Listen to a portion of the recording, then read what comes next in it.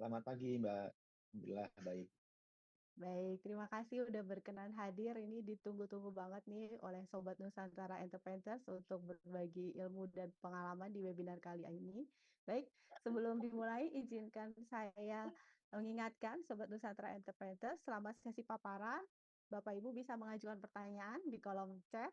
Nanti saya akan coba capture pertanyaannya dan nanti akan bacakan di sesi Q&A. Nanti setelah selesai paparan akan ada sesi Q&A khusus yang bisa jadi membacakan chat atau juga bertanya langsung. Baik, tentunya sudah tidak sabar lagi nih Sobat Nusantara Entrepreneurs, kepada Bapak Rama saya persilakan untuk menyampaikan paparannya. Monggo Pak Rama. Ya, baik. Selamat pagi. Assalamualaikum warahmatullahi wabarakatuh. Terima kasih untuk kehadiran Bapak dan Ibu dan juga kesempatan yang diberikan kepada saya untuk menyampaikan beberapa materi ya.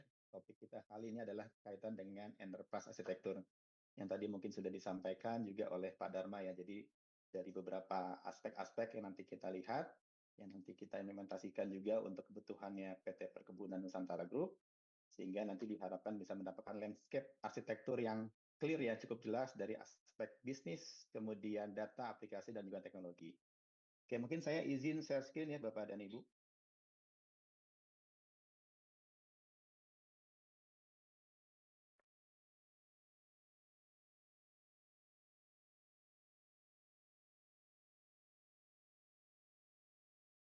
Oke, sesuai dengan topik kita hari ini, jadi kita akan bicara mengenai enterprise arsitektur untuk ekosistem perkebunan terpadu, di mana harapannya ini nanti bisa mengubah kompleksitas menjadi nilai strategis melalui framework TOGAF.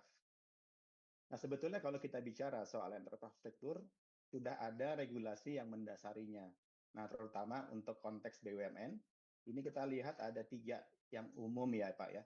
Jadi pertama adalah Permen BUMN, di mana di sana sudah diatur mengenai bahwa BUMN itu perlu menetapkan arsitektur TI dengan mempertimbangkan beberapa aspek, sedikitnya kaitan dengan proses bisnis, data, informasi, dan teknologi. Kemudian ada juga yang kedua. Kedua ini adalah Surat Menteri BUMN RI nomor 2000 tahun 2024 ya, di mana salah satu objektif ataupun kontrol yang wajib diimplementasikan adalah APO 03 ataupun Managed Enterprise Architecture. Nah, ini yang biasanya berhubungan dengan penilaian tingkat maturity IT ya. Jadi sudah diwajibkan bahwa semua BUMN harus diukur tingkat maturitasnya, itu diantaranya adalah domain APO 03. Jadi harus mengelola enterprise arsitektur. Kemudian yang ketiga adalah surat PT Denantara Asset Management Persero tahun 2025. Nah, di sini diantaranya adalah BUMN perlu memperkuat TI dengan menerapkan kerangka kerja yang selaras dengan tujuan bisnis. Seperti itu. Jadi ini sudah menjadi satu keniscayaan ya bagi BUMN untuk mengimplementasikan enterprise arsitektur. Nah, di sini kalau kita lihat dari sisi Permen BUMN sendiri ya, jadi sudah ada 5 aspek. Pertama adalah tata kelola TI. Artinya setiap BUMN tata kelola TI-nya sudah harus disiapkan karena sudah menjadi kerangka pengelolaan TI yang sifatnya menjadi corporate ya ataupun corporate wide. Kemudian yang kedua, arsitektur TI. Jadi sudah diwajibkan juga bahwa perusahaan harus memiliki arsitektur TI. Kemudian komite pengarah TI juga harus dimiliki oleh perusahaan. Kemudian yang keempat, ini tidak kalah penting adalah berhubungan dengan ketahanan siber ya. Jadi ini yang juga menjadi satu tren saat ini bahwa masalah cyber security, kemudian bagaimana kita menyikapi mengenai insiden keamanan, itu juga sudah menjadi satu. Assalamualaikum warahmatullahi wabarakatuh. Perkenalkan, nama saya Paizin Krani, Sekretariat Unit Betung Kerawo. Dari PTPN Perkebunan Nusantara 4 Regional 7 Unit Betung Kerawo. Alhamdulillah, hari ini saya berkesempatan mengikuti kegiatan sosialisasi enterprise arsitektur di lingkungan BUMN. Jujur sebelumnya saya belum terlalu paham sedetail apa pentingnya arsitektur TI bagi perusahaan. Tapi setelah mengikuti pemaparan hari ini saya jadi benar-benar paham. Ternyata ini bukan sekedar kebutuhan IT saja. Ini sudah menjadi kewajiban regulasi dimulai dari Permen BUMN nomor per 2-MBU-03-2023 yang mewajibkan seluruh BUMN untuk memiliki arsitektur teknologi informasi yang terdokumentasi. Ada 3 aspek utama yang harus diperhatikan: proses bisnis, data, dan informasi, serta teknologi.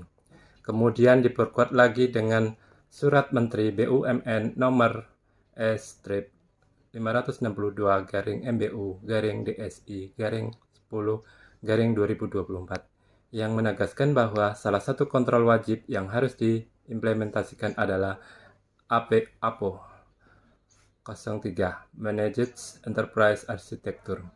Dan terakhir, ada arahan dari Danantara Asset Management melalui surat nomor SR122/DI/DAM/DO/2025 bahwa BUMN harus memperkuat tata kelola TI dengan kerangka kerja yang selaras dengan tujuan bisnis.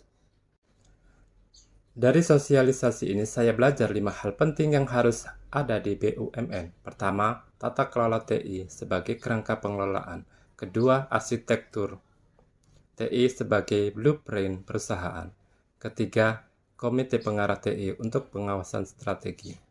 Keempat, ketahanan dan keamanan cyber untuk melindungi aset digital kita. Dan kelima, rencana strategis TI agar roadmap teknologi kita sejalan dengan strategi bisnis PTPN 4. Bagi saya, kegiatan ini sangat relevan dan tepat waktu, karena transformasi digital di PTPN 4 sudah tidak bisa ditunda lagi. Dengan adanya dasar regulasi yang jelas seperti ini, kita jadi punya arah yang sama untuk membangun sistem yang lebih terintegrasi, efisien, dan aman.